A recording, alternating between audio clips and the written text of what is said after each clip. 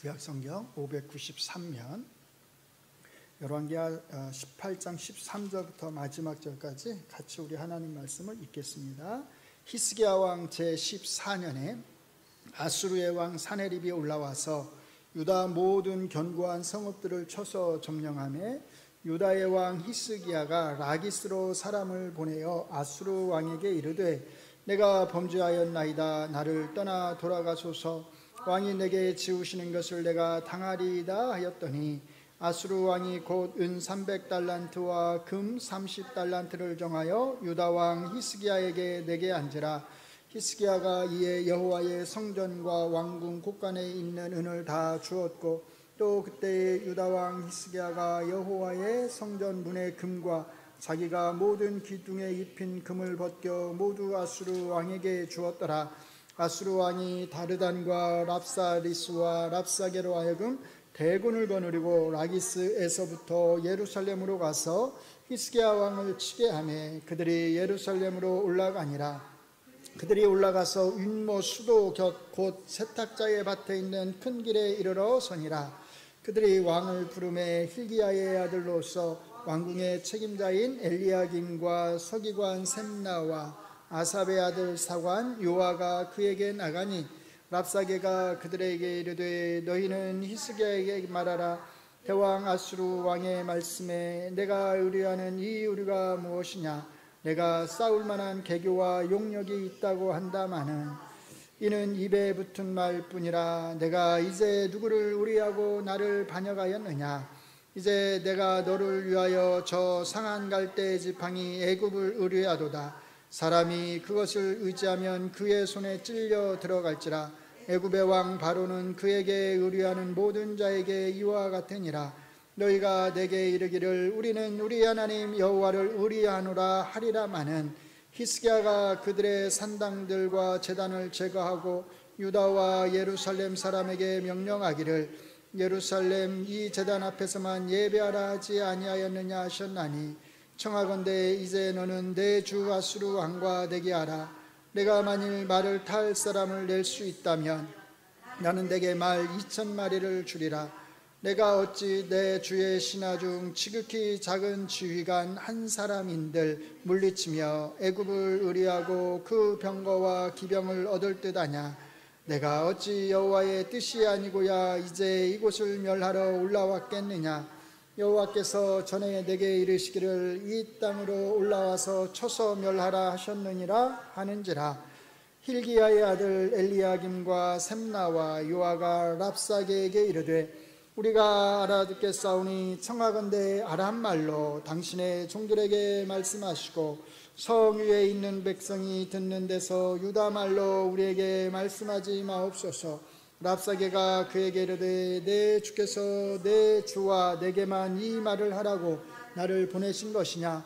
성 위에 앉은 사람들도 너희와 함께 자기의 대변을 먹게 하고 자기의 소변을 마시게 하신 것이 아니냐 하고 랍사게가 드디어 일어나서 유다말로 크게 소리질러 불러 이르되 너희는 대왕 아수르 왕의 말씀을 들으라. 왕의 말씀이 너희는 히스기야에게 속지 말라. 그가 너희를 내 손에서 건져내지 못하리라. 또한 히스기야가 너희에게 여호와를 의뢰하라 함을 듣지 말라. 그가 이르기를 여호와께서 반드시 우리를 건지실지라. 이 성읍이 아수르 왕의 손에 함락되지 아니하게 하시리라 할지라도 너희는 히스기야의 말을 듣지 말라. 아수르 왕의 말씀이 너희는 내게 항복하고 내게로 나아오라. 그리하고 너희는 각각 그의 포도와 무화과를 먹고 또한 각각 자기의 우물의 물을 마시라. 내가 장차 와서 너희를 한 지방으로 옮기리니 그곳은 너희 본토와 같은 지방 곧 곡식과 포도주가 있는 지방이요 떡과 포도원이 있는 지방이요 기름나는 감람과 꿀이 있는 지방이라. 너희가 살고 죽지 아니하리라. 히스기야가 너희를 설득하여 이르기를 여호와께서 우리를 건지시리라 하여도 히스기야에게 듣지 말라. 민족의 신들 중에 어느 한 신이 그의 땅을 아수르 왕의 손에서 건진 자가 있느냐. 하맛과 아르밧의 신들이 어디 있으며 스발와임과 헤나와 아와의 신들이 어디 있느냐. 그들이 사마리아를 내 손에서 건졌느냐? 민족의 모든 신들 중에 누가 그의 땅을 내 손에서 건졌기에 여호와가 예루살렘을 내 손에서 건지겠느냐 하셨느니라. 그러나 백성이 잠잠하고 한마디도 그에게 대답하지 아니하니 이는 왕이 명령하여 대답하지 말라 하였음이라. 이에 hil기야의 아들로서 왕궁 내의 책임자인 엘리야김과 서기관 셈나와 아삽의 아들 사관 요아가 옷을 찢고 히스기야에게 나아가서 랍사게의 말을 전하니라. 아멘.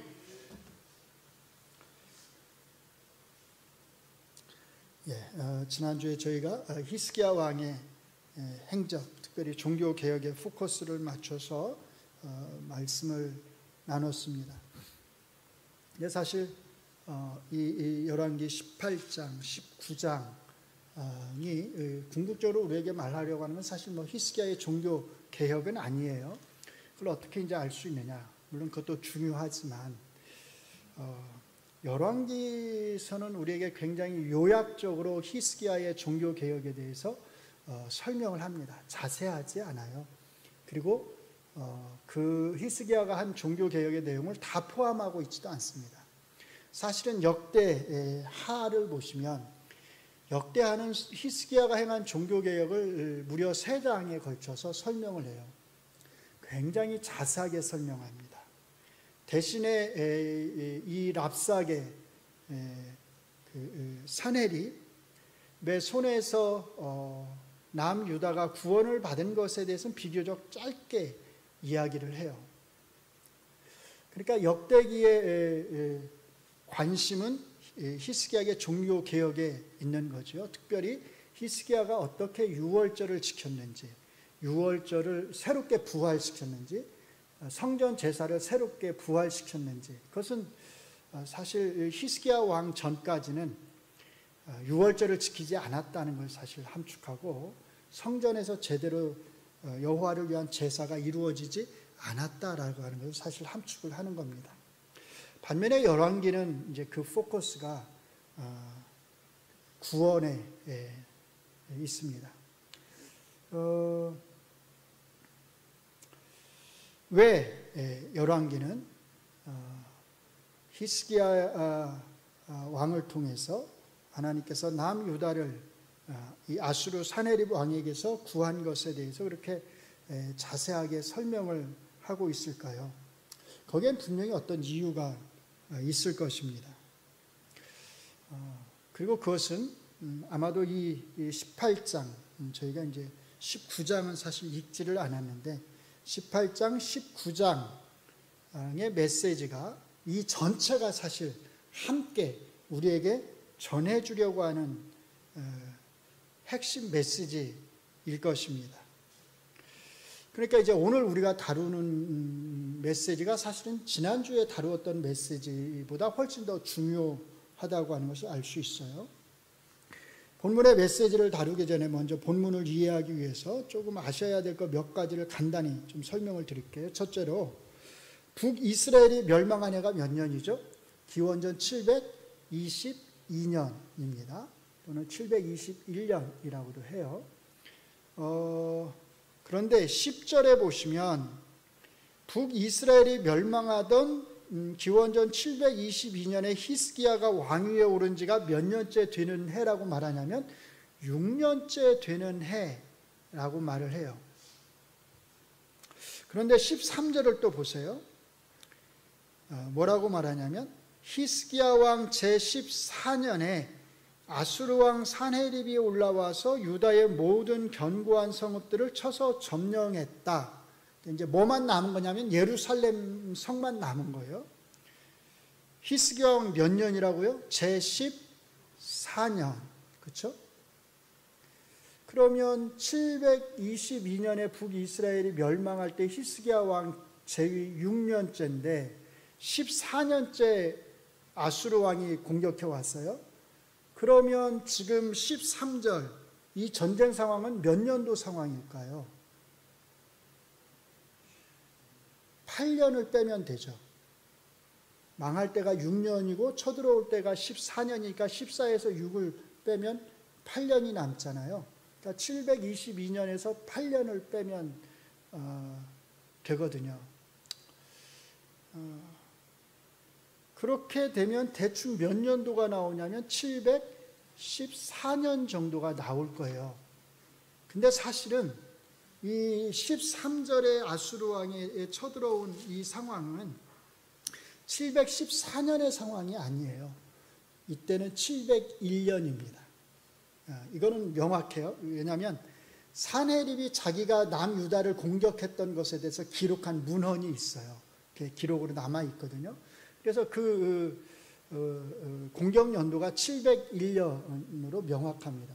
그럼 이게 어떻게 된 걸까요? 성경에 오류가 있는 것일까요? 그게 아니라 제가 지난주에 잠깐 말씀드렸잖아요. 그 18장부터 18장 1절부터 12절까지 연도 계산은 어떻게 한 거냐면 히스기야 왕이 자기 아버지 아하스하고 함께 공동 통치를 할 때부터 계산을 한 거예요. 13절부터는 언제부터 계산을 한 거냐면 아하스가 죽고 히스기야가 단독으로 남유다를 다스릴 때부터 계산을 한 거예요. 그러니까 히스기야가 몇 년에 혼자 이제 다스리게 되냐면 715년에 다스리게 돼요. 715년에. 그러니까 정확하게 말하면 이제 715년에 공식적인 왕이 된 거죠. 그때부터 계산해서 14년이 되는 해에 아수르 왕이 공격을 해온 거예요. 그러니까 13절은 몇 년이 되는 거예요? 701년이 되는 거죠. 그래서 성경에 오류가 있는 게 아니라 그 연도 계산을 조금 다르게 지금 하고 있는 겁니다. 이것을 일단 잘 기억을 하셔야 되고, 그러니까 여러분들이 관심이 있으면 그 13절 옆에다가 701 이렇게 적어두시면 도움이 될 거예요. 두 번째는 뭐냐면, 자, 19장 29절을 일단 한번 볼까요? 자, 같이 읽습니다. 또 내게 보일 징조가 이러하니 너희가 금년에는 스스로 자라난 것을 먹고 내년에는 그것에서 난 것을 먹되 제3년에는 심고 거두며 포도원을 심고 그 열매를 먹으리라. 이게 무슨 말일까요?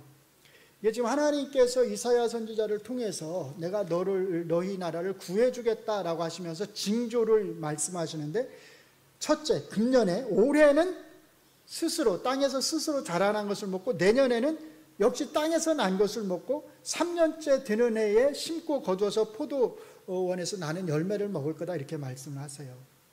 자, 이게 무슨 뜻이냐면 하나님께서 산헤립의 군대가 물러가도록 하긴 하겠지만 올해는 너희가 스스로 씨를 뿌려서 추수한 것을 먹을 수 없다는 겁니다. 왜냐하면 전쟁 상황 속에서 땅이 다 황폐하고 씨를 뿌리지 못했기 때문이에요. 물러날 때가 가을 추수가 거의 끝날 때이기 때문에 그 씨를 뿌려서 뭘 어떻게 할 수 있는 상황이 아닙니다. 그래서 올해 또 내년까지도 사실은 씨를 뿌려서 먹을 수 있는 상황이 아니란 거예요. 3년째나 돼야 사실은 너희가 씨를 뿌려서 거둔 것을 이제 제대로 먹을 수가 있다라는 겁니다. 그러니까 이 말씀은 하나님께서 남유다를 구원해 주시겠다고 하는 말씀이면서 동시에 이 산헤립의 공격으로 인해서 남유다 땅이 얼마나 황폐하게 되었는지를 사실 알 수 있는 말씀이죠. 그만큼 이 남유다는 산헤립의 공격으로 인해서 엄청난 사실 고통을 당했습니다. 마지막 세 번째로는 37절이에요. 18장 37절을 보시면 19장 37절을 보시면 산헤립 왕이 자기 나라로 돌아가서 암살을 당한 내용이에요. 근데 그냥 이렇게 보시면 마치 이 암살이 산헤립이 자기 나라로 돌아간 후에 얼마 안 돼서 금방 암살을 당한 것처럼 이렇게 이제 묘사가 되어 있어요. 근데 사실 정확하게 말하면 이 암살은 산헤립이 이 전쟁에서 물러간 후에 20년 후에 일어난 일이에요. 엄청난 시간이 흐른 후에 일어난 일인데 우리가 볼 때는 금방 일어난 것처럼 보이는 거죠. 그러니까 기원전 701년에 남유다를 공격했다고 했잖아요. 그러니까 산헤립이 암살당한 해는 언제냐면 기원전 1년입니다. 정확히 20년 후에 암살을 당한 거예요.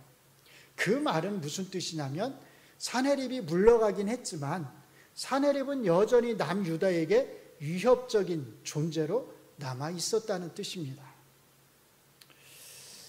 자, 그러면 이제 본격적으로 18장 그리고 19장이 우리에게 주는 메시지가 무엇인지를 좀 살펴보도록 하겠습니다. 물론 여러 가지가 있을 수 있겠지만 저는 크게 두 가지라고 생각을 합니다. 첫 번째 메시지를 알려면 먼저 우리가 문장 구조를 잘 봐야 돼요. 성경 저자들이 어떤 신학적인 메시지를 하나님이 주시고자 하는 메시지를 직접 말을 통해서 줄 때도 있지만 때로는 문장 구조 안에 사실은 그 신학적 메시지가 담겨져 있는 경우가 있어요. 바로 오늘이 그런 경우라고 생각을 합니다. 자, 이 표를 한번 같이 보시죠. 오늘 우리가 읽은 18장의 내용을 보시면 1절로부터 13절까지 표 안 올라오나요?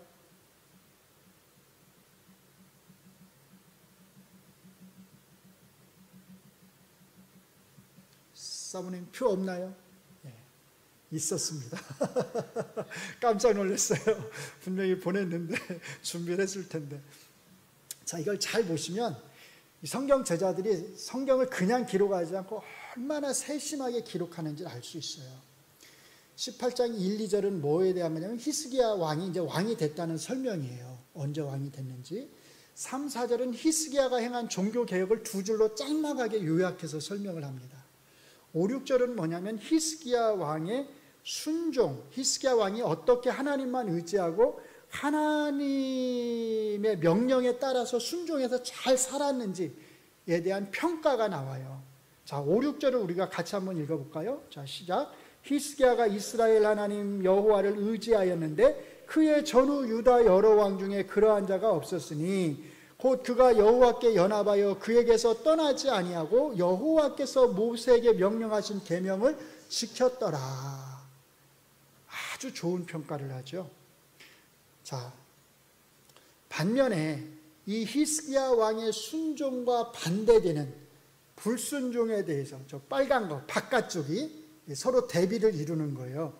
그래서 그 바깥쪽 빨간 거는 뭘 말하냐면 북이스라엘의 불순종을 말합니다. 히스기야 왕하고 어떻게 대비되는지를 한번 잘 보세요. 먼저 12절을 봅니다. 시작. 이는 그들이 하나님 여호와의 말씀을 듣지 아니하고 그의 언약과 여호와의 종 모세가 명령한 모든 것을 따르지 아니하였습니다. 6절하고 12절이 명확하게 대비되죠.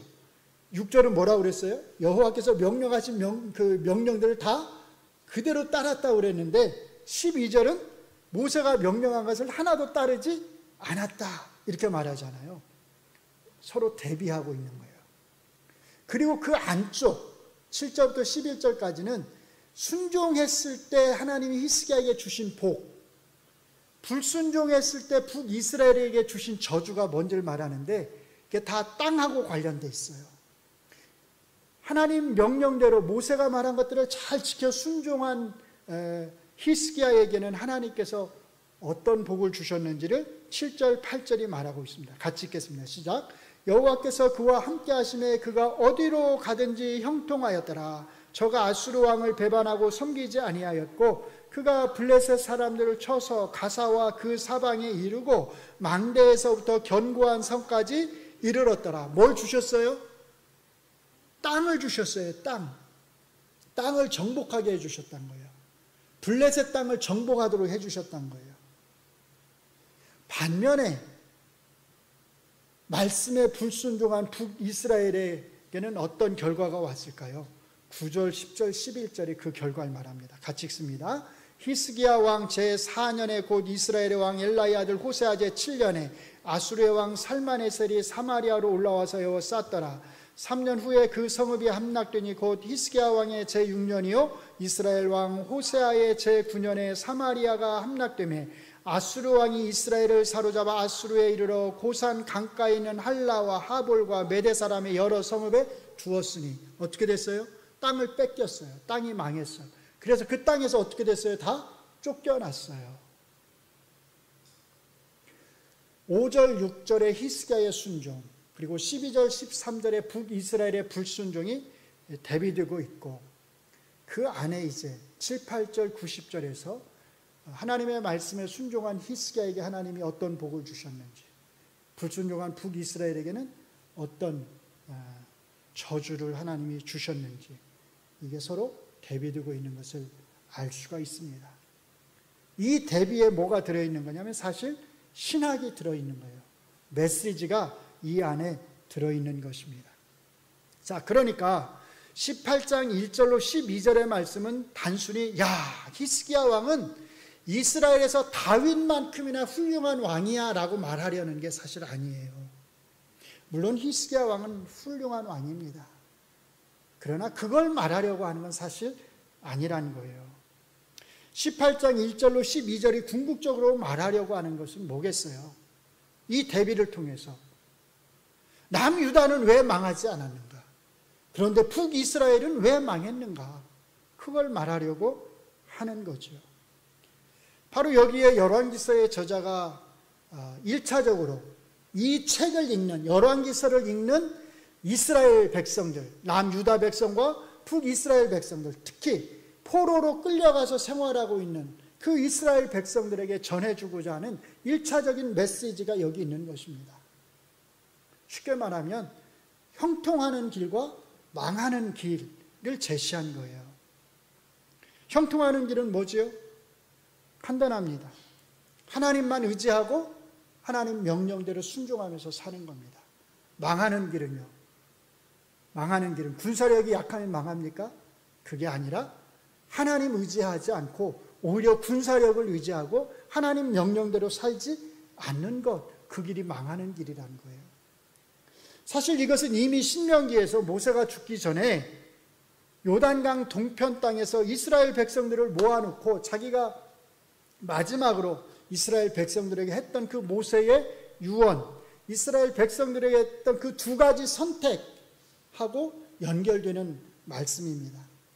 신명기 27장에 오시면 하나님께서 모세를 통해서 이스라엘 백성들에게 가나안 땅에 들어갔을 때 너희가 어떻게 해야 되는지를 마지막으로 말씀을 하세요. 이스라엘 백성은 가나안 땅에 들어가면 12지파가 있잖아요. 그 중에 6지파, 시므온, 레위, 유다, 이사갈, 요셉, 베냐민 지파는 그리심산에 서가지고 백성을 축복해야 합니다. 반면에 나머지 6지파는 루벤, 갓, 아셀, 스불론, 단, 납달리, 이 6지파는 에발산에 서서 백성을 향해서 저주를 선포해야 합니다. 그 말은 그리심산과 에발산이 서로 마주보고 있었다는 거예요. 그래서 6지파씩 나누어서 하나님 말씀을 따랐을 때 주실 복에 대해서 선포를 하고 하나님 말씀에 따르지 않았을 때 받게 될 저주에 대해서 선포를 하게 하시는 거예요. 두 가지 길이 있다는 겁니다. 둘 중에 하나를 선택할 수 있다는 거예요. 그러나 그 책임은 그들이 져야 된다는 거죠. 하나님이 말씀하신 명령대로 그들이 생활하면 가나안 땅에서 오래 살 수 있고 복을 받을 것입니다. 그러나 하나님의 말씀을 어기고 불순종하면 저주를 받아서 가나안 땅에서 쫓겨나게 될 것입니다. 열왕기서는 정확하게 사실은 이 신명기의 이 말씀을 그대로 반영을 하고 있는 겁니다. 그 다음에 나오는 이야기 있잖아요. 아까 제가 말씀드렸듯이 아수르 왕 사네립이 남유다를 공격한 이야기. 이 이야기는 하나님께서 철저하게 자기 자신을 의지하고 그 명령대로 행할 때 불가능할 것 같은 그런 가운데에서 어떻게 정말 기적같이 자기 백성을, 자신을 철저하게 의지하는, 자기의 말씀대로 철저하게 살아가는 그 백성을 기적같이 구해 주시는지를 사실은 우리에게 보여주는 겁니다. 하나의 예를 보여주는 거예요. 그런 면에서 이 18장 그리고 19장에 나오는 이 이야기는 17장에 나오는 이스라엘의 불순종에 대한 그 말씀하고 대비가 되는 거예요. 잘 생각해 보세요. 북이스라엘과 남유다는 객관적으로 군사력 면에서 보면 어느 쪽이 위라고 그랬죠? 북이스라엘의 위였습니다. 그래서 우리가 14장에서 봤잖아요.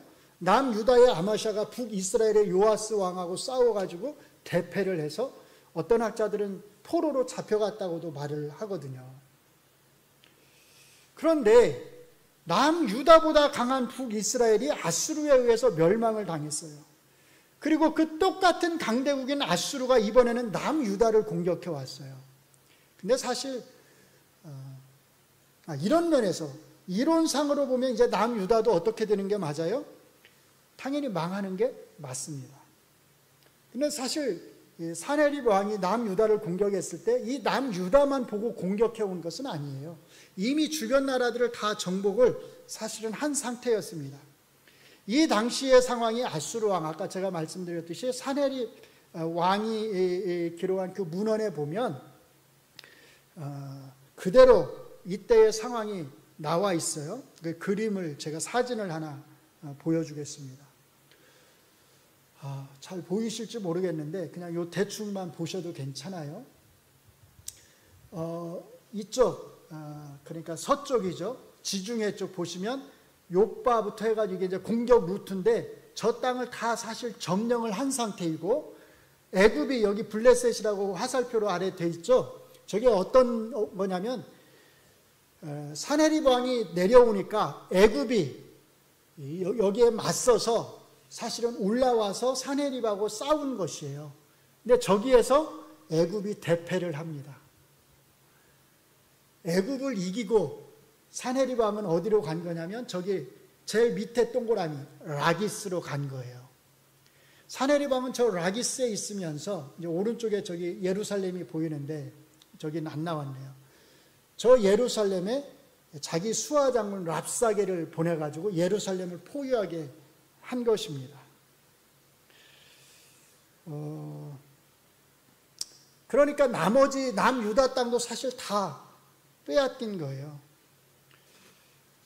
사네립 왕이 남긴 문헌에 따르면 이때에 남유다 백성 20만 명이 포로로 잡혔어요. 그리고 46개의 성읍이 함락되었고 셀 수 없는 작은 마을들이 다 함락되었습니다. 그리고 이 사네립 왕이 이때 당시의 상황을 뭐라고 말하냐면 이렇게 표현을 해요. 히스기야는 새장 안에 새와 같았다. 사네립 왕이 한 말이에요. 예루살렘 안에 갇혀있는 히스기야는 새장 안에 새 같았다. 도망갈 수 있다는 거예요, 없다는 거예요? 없다는 거죠. 우리말로 표현하면 도관에 든 쥐 같았다는 거예요. 이건 그냥 잡으면 돼요. 바로 이게 남유다의 상황이었습니다. 이건 이론적으로 보면 불가능한 거예요. 18장 17절부터는 랍사게가 예루살렘을 포위하고서 조롱하는 말들이 나와요. 랍사게의 말은 자기 왕 사네립이 이렇게 시켰다고 하면서 랍사게가 하는 말인데 이게 새장 안에 새 같다는 게 어떤 의미인지를 잘 보여줍니다. 자, 첫째로 뭘 말하냐면 남유다에는 아수르에 맞서서 싸울 만한 용사가 없다는 겁니다. 말을 줘도 그 말을 타고서 맞설 만한 용사가 없다는 거예요. 둘째는 상한 갈대 같은 애굽을 의지해봐야 소용없다는 겁니다. 이미 사네립은 애굽하고 맞서서 대승을 했잖아요. 세 번째로는 네가 믿는 여호와를 의지해봐야 그것도 소용이 없다는 겁니다. 내 손에서 자기 나라를 구한 신들이 없지 않느냐라는 거예요. 마지막 넷째로는 여호와가 우리를 건지실 것이다 라고 하는 히스기야의 말을 믿지 말라는 겁니다. 그건 거짓말이라는 거예요. 지금까지 누가 자기 민족을 건진 신이 있느냐는 겁니다. 여호와도 마찬가지라는 거죠. 랍사게의 말은 굉장한 설득력이 사실 있습니다. 북이스라엘은 여호와를 믿는 택한 나라인데 망했잖아요. 그러면 남유다도 여호와를 믿는 택한 나라지만 망할 수 있지 않나요? 같은 강대국인 아수르의 공격에서 왜 북이스라엘은 망하고 남유다는 살아남을 수 있었을까요? 열왕기서의 저자는 그 답으로 하나님을 철저히 의지하는 백성에 대한 하나님의 기적 같은 보호하심을 사실 우리에게 보여주는 겁니다. 남유다가 살아난 것은 기적이란 말 외에는 설명될 수가 없다는 거예요. 사람의 능력으로 할 수 있는 일이 아니었다는 겁니다. 남유다보다 더 강한 나라들이 다 망했어요. 누가 보아도 남유다가 망하는 건 이제 시간 문제입니다. 그런데 놀랍게도 남유다는 살아남았습니다.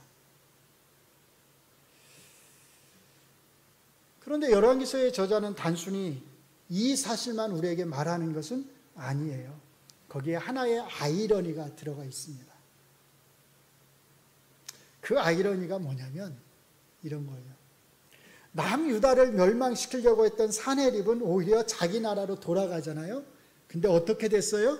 오히려 암살을 당했어요.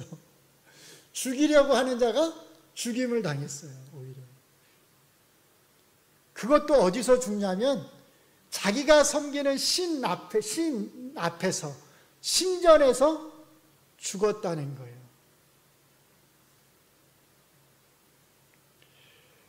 사네립이 랍사기를 통해서 여호와를 조롱했잖아요. 히스기야가 믿는 그 여호와를 의지해봐야 소용이 없다. 그가 너희를 구할 수가 없다. 다른 어떤 신도 자기 민족을 지켜주지 못했다고 큰 소리 쳤잖아요. 여호와도 마찬가지일 거라 큰 소리 쳤잖아요. 그런데 역으로 사네립 왕이 의지하는 그 신, 니스록이라고 하는 그 신은 사네립을 지켜주지 못했다는 겁니다. 암살자들로부터 사네립을 지켜주지 못했다는 거예요. 니스록과 여호와 중 누가 참 신인지를 우리에게 보여주는 것입니다. 남유다의 생존은 북이스라엘이 멸망한 이유가 힘이 없어서가 멸망한 것이 아니라 그 왕들이 그리고 그 백성들이 여호와의 말씀을 따르지 않았기 때문에 멸망했다고 하는 것을 우리에게 분명하게 보여주고 있습니다. 힘이 원인이었다면, 군사력이 원인이었다면 남유다도 멸망했어야 맞습니다. 그러나 원인은 사실 다른 데 있었습니다. 하나님을 전적으로 의지하느냐 의지하지 않느냐입니다. 하나님의 말씀에 전적으로 순종하며 사느냐 아니면 하나님의 말씀을 거슬려서 사느냐입니다. 하나님을 신실하게 의지하는 자를 하나님은 지켜주십니다. 물론 어려움이 없지 않아요. 어려움이 있습니다. 히스기야가 얼마나 많은 어려움을 겪었습니까? 히스기야가 얼마나 많은 고통을 겪었습니까? 히스기야는 랍사게의 조롱 앞에서 옷을 찢고 굵은 배를 두르고 여호와의 전에 들어갔습니다. 그리고 오늘은 환난과 징벌과 모욕의 날이라고 규정하면서 이사야 선지자에게 신하들을 보내서 기도해달라고 부탁을 했습니다. 이것뿐만이 아닙니다. 아수르 왕 사네립이 죽긴 했지만 죽기까지 20년 동안 아수르의 사네립은 계속해서 위협적인 인물이었고 사네립이 죽은 이후에도 사실 아수르는 계속해서 남유다를 위협하는 강대국으로 그대로 남아 있었습니다. 뭘 뜻하는 걸까요? 사랑하는 성도 여러분, 우리의 믿음은, 우리의 신앙은 매직이 아닙니다. 마술이 아니에요. 우리의 믿음 때문에 우리가 겪는 모든 어려움이 한꺼번에 마술처럼 싹 사라져버리는 게 사실은 아닙니다. 우리의 삶의 어려움은 여전히 우리 가운데 남아 있습니다. 어떤 때는 어떤 어려움이 일시적으로 해결된 것 같지만 여전히 사라지지 않은 채 그대로 그 그림자가 우리를 에워싸고 있을 수 있습니다. 어떤 때는 어떤 어려움이 사라지긴 했는데 또 다른 어려움이 또 나타납니다. 한 가지를 해결했는가 싶으면 또 다른 어려움이 또 생겨나요. 조금 평안한가 보다 싶으면 좀 쉴만한가 싶다 싶으면 전혀 생각지 않은 어떤 어려움이 또 생겨납니다. 우리의 믿음이, 우리의 신실한 신앙이 우리 앞에 닥쳐오는 그런 어려움들을 마술처럼 한꺼번에 싹 제거하지 않는다는 겁니다.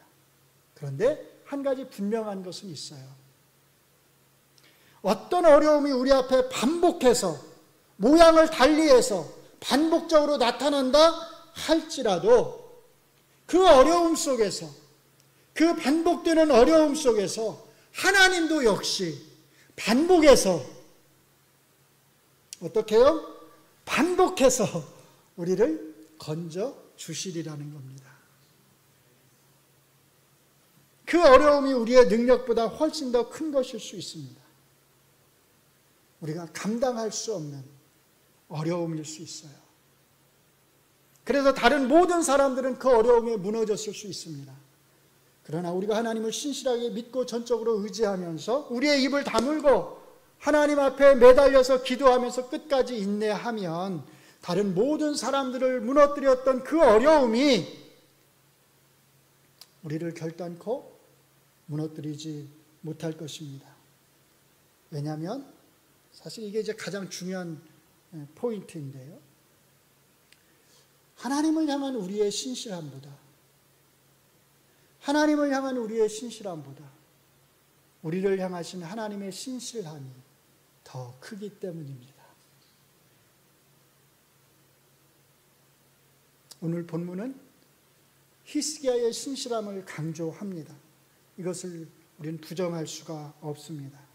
그러나 남유다가 살아남을 수 있었던 것은 사실 히스기야의 신실함 때문이 아니에요. 물론 그 신실함이, 히스기야의 신실함이 하나의 방편으로서 작용한 것은 사실입니다. 히스기야의 신실함이 필요했던 것은 사실입니다. 그러나 그 히스기야의 신실함 때문에 남유다가 살아남은 것은 아니에요. 남유다가 살아남을 수 있었던 것은 히스기야의 신실함 때문이 아니라 그 히스기야를 향한, 남유다를 향한 더 큰 하나님의 신실함이 있었기 때문입니다. 19장 34절이 이것을 우리에게 말씀을 해주고 있어요. 19장 34절을 같이 읽습니다. 내가 나와 나의 종 다윗을 위하여 이 성을 보호하여 구원하리라 하셨나이다 하였더라. 왜 구원하신다고요? 나와 나의 종 다윗을 위해서. 다윗이라고 하는 한 개인을 말씀하는 게 아니에요. 뭘 말하는 거예요? 내가 다윗과 맺은 그 언약을 위해서, 내 약속을 내가 지키기 위해서 구원해 주겠다는 겁니다. 그러니까 다윗과 맺으신 하나님 자신의 언약을 신실하게 지키시는 하나님의 모습을 강조하는 것이고, 그 하나님의 신실하심이 남유다를 구원했다라고 사실은 우리에게 말하는 것입니다.